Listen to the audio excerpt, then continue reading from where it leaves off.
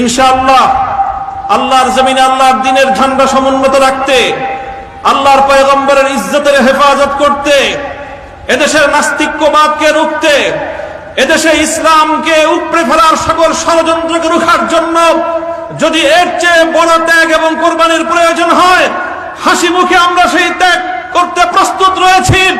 জীবন দিতে হলে জীবন দিতে প্রস্তুত রয়েছি। সন্তানদেরকে যদি এতিম করতে হয় সেজন্য আমরা প্রস্তুত রয়েছি। স্ত্রীদেরকে যদি বিধবা করতে হয় সেজন্য আমরা প্রস্তুত রয়েছি। মায়ের বুক যদি আমাদের খালি করতে হয়, আমাদের মায়েরা বুক খালি করে চোখের অশ্রুতে তাদের কলিজার টুকরা সন্তানদেরকে মাটির নিচে খোদার হাতে সুপর্দ করবে। কিন্তু ইসলামের জন্য, ইসলামের বিপক্ষ কোন শত্রুর সাথে এক মুহূর্তের জন্য আপোষ করতে প্রস্তুত